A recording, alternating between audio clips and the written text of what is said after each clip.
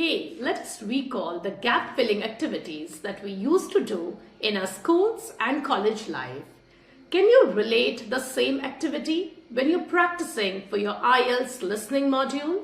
Can you tell me the name of the task which is very similar to the gap-filling activities? Here we go. The answer is sentence completion. Sentence completion of the IELTS listening task is very similar to the gap-filling activities that we've all done in our schools and colleges. And in this video, I shall discuss in details the different strategies that are required to master the art of solving the sentence completion of the IELTS listening module.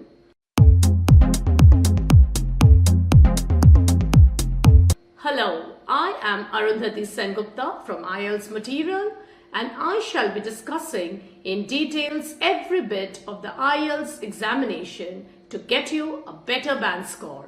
If you find this video useful, please do like, share and subscribe to IELTS Material YouTube channel. Now let us look into the great details of solving the IELTS listening sentence completion task. Understanding the pre-listening and while listening tasks. Pre-listening. Number 1.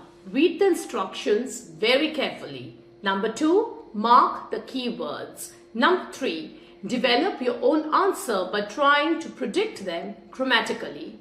While listening tasks. Number 1.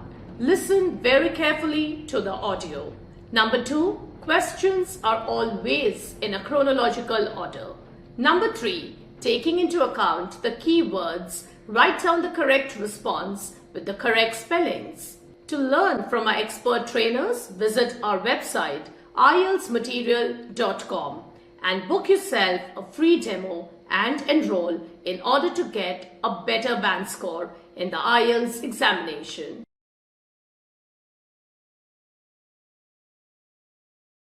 Number 1. Look through the sentences very carefully before you start to get an idea of what you shall be hearing. Number 2. Pay particular attention to the words that come before and after the gaps. Number 3. Try to guess what may go into the gap. Is it a name, a place, a number, or maybe a phrase? Remember that the words that you shall be hearing in the listening prompt may be synonymous with the words that will fit into the gap. Write down the exact words, phrases, or the numbers that you are hearing in the listening prompt in the gap of the question paper. Always stick to the word limit.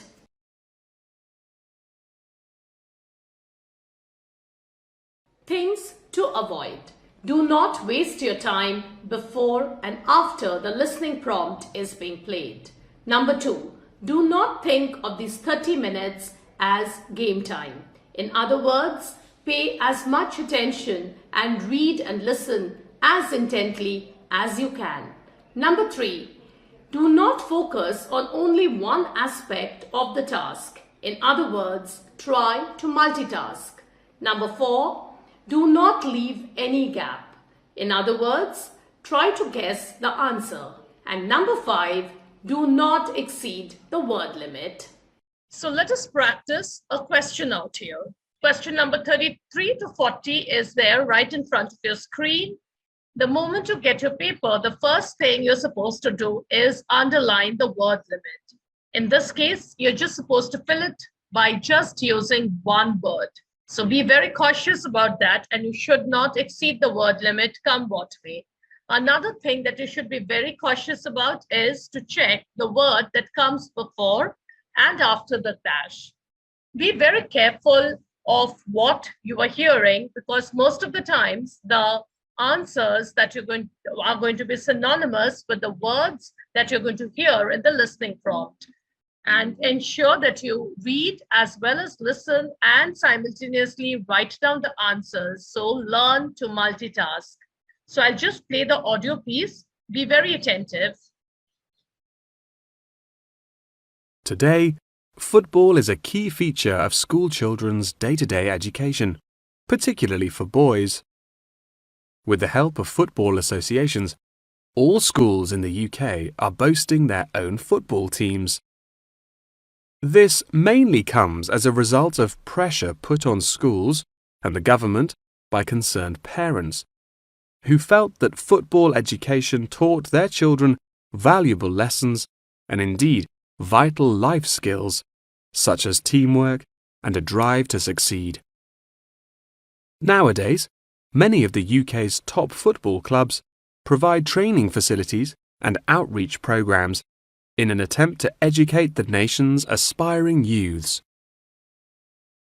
As I previously mentioned, it was only during the 19th century that football in its uniform concept truly began to emerge, with footballers previously playing according to their own versions of the rules. However, it was not until the early 20th century that different players actually began to play according to these standardized rules. Prior to the 19th century, football was played by all the major English public schools, including the likes of Eton College, Winchester College, and Harrow. In 1848, there was a meeting at Cambridge University in an attempt to lay down the laws of football. Present at the meeting were representatives of each of these major public schools, whom each brought a copy of the rules enforced by their own individual school's rules of football.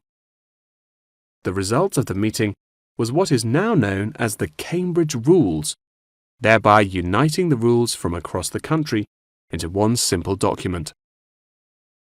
However, the Cambridge Rules were not liked by all, and a new set of rules, Thring's Rules, compounded in the book The Simplest Game, became commonplace among dissenters. Across the country, improvements in infrastructure and public transport had a knock-on effect of dramatically increasing attendance to football games. Football quickly became a social event where spectators would meet friends, drink tea, and chat about the good old days. As football became more and more popular, it was decided that more money should be invested in maintaining the quality of pitches, amongst other things, and there was even talk of installing seating for spectators. However, the question of who was to foot the bill quickly became a divisive issue, with many believing that the government should fund football's development as a national sport. But in the end, the onus fell upon Britain's local and regional football clubs for the funding and development of the Football Association. They became responsible for the upkeep of football grounds, began to pay their best players a small salary, and organised competitions against other local and regional teams. And there began England's Football Association, or the FA, as we know it in its current form, the governing body of football in England. As the FA continued to grow and accumulate greater wealth, it was able to attract more and more talented young men from across the country, before finally accepting professional talent in the early 20th century. Today, football is played at a professional level all over the world. Millions of people regularly go to football stadiums to follow their favourite teams, while billions more watch the game on television or on the internet. So that was the audio piece. Now let us have a look at the answers, right? So if you see that the person in the listening prompt did use quite a few synonyms. Like, for example, instead of football players, the word that he used were footballers. So that is something which you have to be very, very cautious about, right? And there were quite a few distractions, right? So you should be very careful with the distractions and at the same time be very cautious about the signposts. There were quite a few signpost languages used by the speaker. So you should be cautious about it and should pay double attention when you come across that kind of a language. I understand that it was indeed a very tough one, but practicing more such questions will definitely help you to get the correct answers more easily. I would like to know if this video has helped you to master the art of sentence completion in a better way. If it had, please do like, share and subscribe to IELTS Material YouTube channel. We shall come up with more such strategies in our future videos. Follow IELTS Material YouTube channel and stay updated. Thank you.